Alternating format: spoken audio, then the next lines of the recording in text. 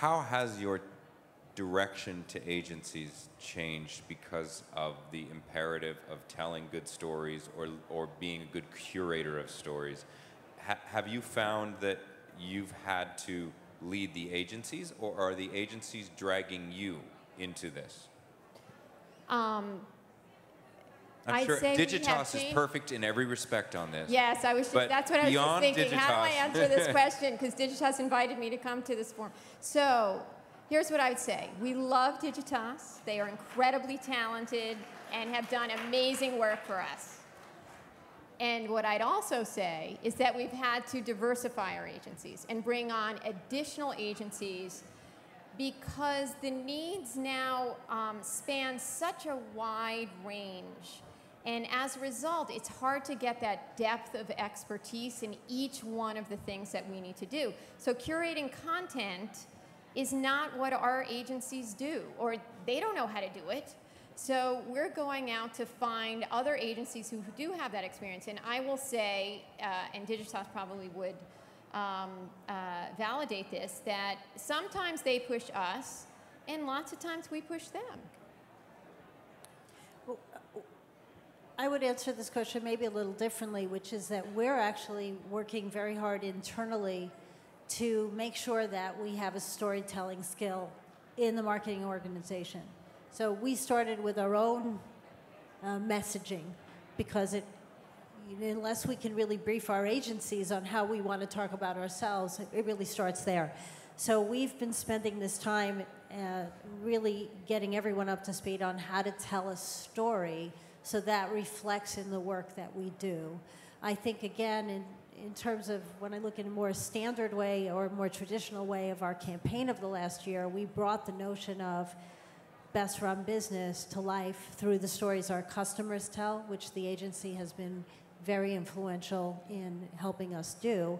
And then I think I have a whole team that just goes out to our customers and gets them to tell their story. And that's what they do every day. And so we're really embedding that skill in our people. Into the company itself. Yeah, we're trying. Right. And John, I would say for us, one of the things, we wrestle with this. I think for us, we continue to think other people maybe tell our stories better than we do, and in different ways, have different skills, and trying, is it a farm team you're growing? You have your own folks, sometimes from the agency. Right now we have this Tag Your Green campaign that's running, that we're doing. We have Shay Carl, who's here, who's one of our storytellers. He tells an eco-imagination story, honestly, much better than I think we would. And so to turn it over to him and his kind of YouTube following and his ability to tell a fun, compelling story is much more effective for us. And frankly, our agency, in this case, that wasn't their strong suit. They knew enough to say, hey, these guys are going to do a better job than we will. Right. And let me just build on that point. One of the things the agencies do an amazing job of is bringing us together. So they'll take the work that Beth has done, and with her permission, of course, bring it over to me and say, you should see, Digitas does this, actually brought us together physically to talk. And that's part of how this whole development is happening, is each one of us is learning from each other and then taking a little nugget and bringing it into our own strategy and making it a little bit better. And the agencies are instrumental in making that happen. So let me throw something out there, though, that I think adds a level of complication. So this word curation gets used a lot. But in the content space, the word curation also has a subset which is about sharing.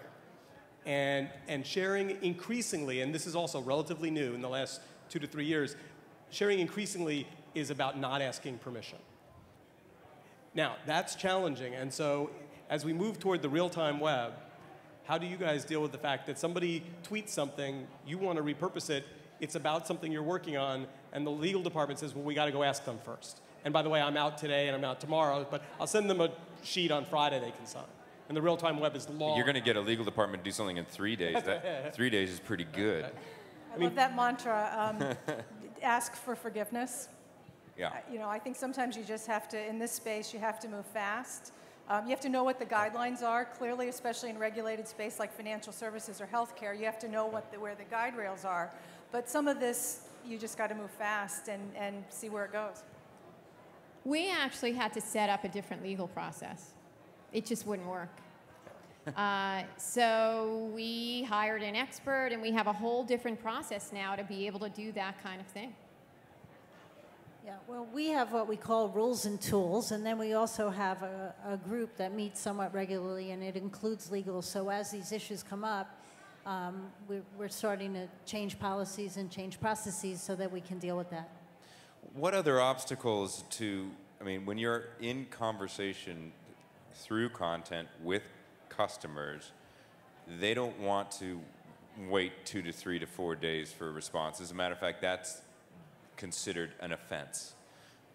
So what other obstacles have you had besides legal to getting to that kind of real-time speed? So one of the things that we had to deal with was American Express is a very high-quality service company. And what we found were sometimes in our dialogue with customers online, they were experiencing servicing issues. And we had to be able to service them online. Our service people are really good on the phone, but they don't necessarily know how to write concise, quick answers that have all the information in them. So one of the things we had to do was set up a particular unit that really allowed us to put the right expertise in to be able to field all of those servicing issues, and then also had to put a little bit of guardrails around that. Because remember, these are public forums, and we're a financial instrument. So when somebody's calling about a problem, we can't address that in a public forum. We have to address that offline.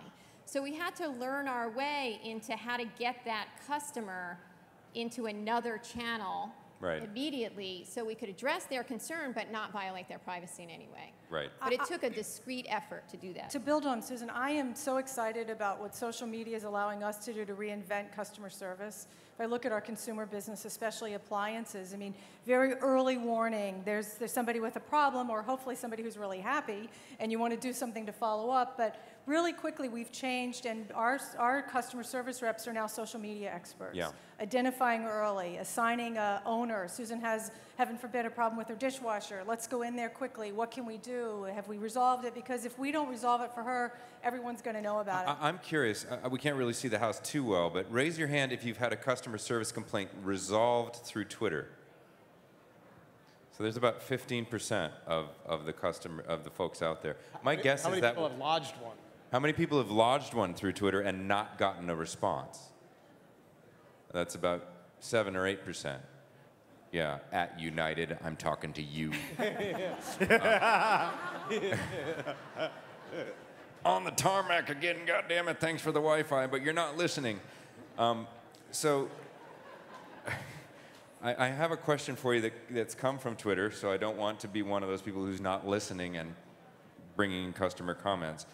And I think this was specific, Susan, to you, but I think generally all of you could respond to it, which is, has using branded content in a marketing program provided comparably equal or better ROI than, for example, a traditional approach, which might be to beat your chest about how great your product is, or promote a particular aspect of your product that you think is a feature that is going to be responded to?